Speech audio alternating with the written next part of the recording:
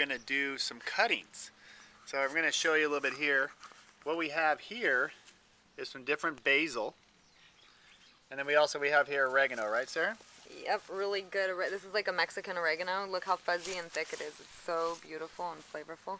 Okay, what I'm going to show you with doing this, the reason why we're doing this with the cuttings is that when you go to the store and you buy, let's say, some basil that you really like, you could actually take a little cutting of it and you could actually put it in the dirt and it'll grow. I know it sounds so simple, and it's a lot easier than it sounds. He didn't believe me when I first told him this. So actually our friend Mike, he actually gave us a bunch of herbs that he started. That's where these all came from, different types of basil that we have here and the oregano. So what you do is you cut a little piece off, and you cut it usually more towards the base.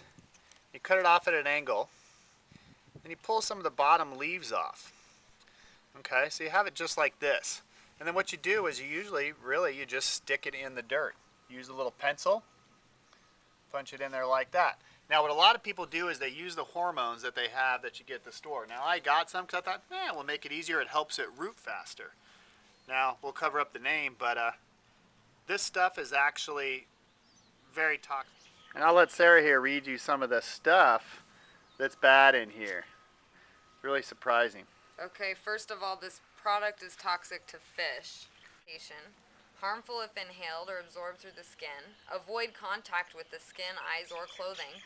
Don't use it with food that you're going to eat. What did it say? Yeah. It says do not use this on food on plants that are going to be used for food. This stuff is pretty bad. So basically, we're not going to use that. I did find out though, if you take the leaves from a willow tree, and actually if you grind them up, you chop them up really good, put them in water, they will actually have the same type of hormones that will help with the rooting too. So this stuff, we're not going to use it, and I don't want to return it because that's like a toxic waste. So what we do is, I haven't had any problems starting these, just putting them in the dirt without the hormones. But if you have a willow tree by, you strip the leaves off, you cut up the leaves really good, soak it in water, and then you could dip these into the water for the hormones, and that helps them root faster. But what you do is you these you don't have to as much, but if you kind of scrape some of the outside of it off a little bit so it exposes it a little bit more. So then what you do is you just stick it in the dirt, pack it in just like that. Now what you do is here we have a lot more humidity, so we don't worry about it.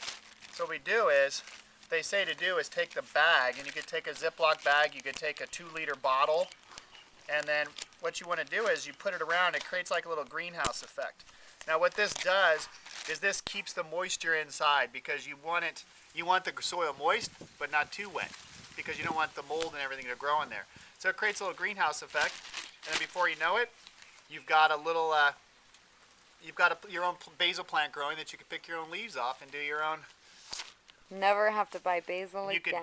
You could do it. And you can do this anywhere. You could keep it in a small pot like that, or you could plant it anywhere out by your front porch or whatever. And you could even have it in an RV. You could have it anywhere, so it grows. So what you could do, since spring's coming up, you guys could start this now in your house in little plants.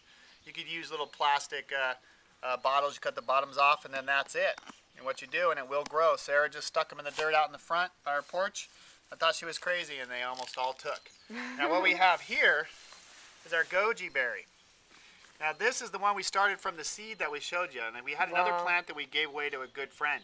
And what I did was, I've been taking little cuttings off this instead of growing them from the little goji berry seeds, and they've all taken. So I just transplanted some the other day. These are just little cuttings that I did, and they took off and they started just fine.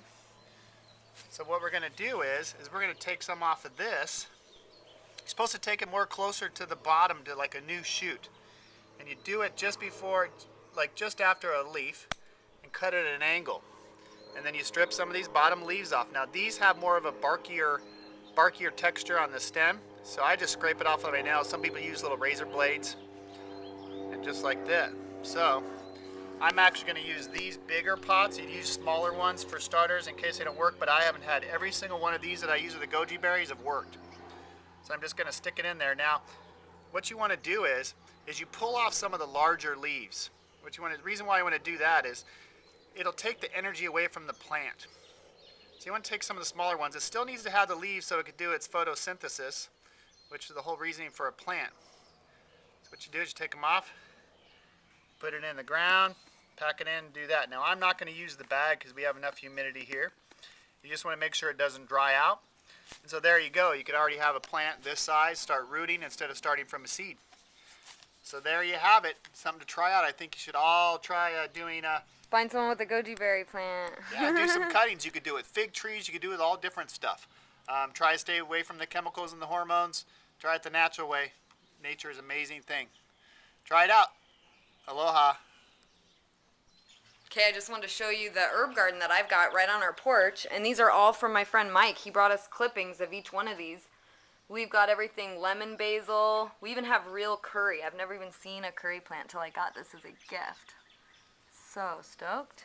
Savory. Got a big oregano plant, I think. I don't know what that one is. Got sage. Aloe from our friend Jeremy's. Stick oregano. Stick oregano. We got tons of different types of basils and oregano. Greek, everything like that.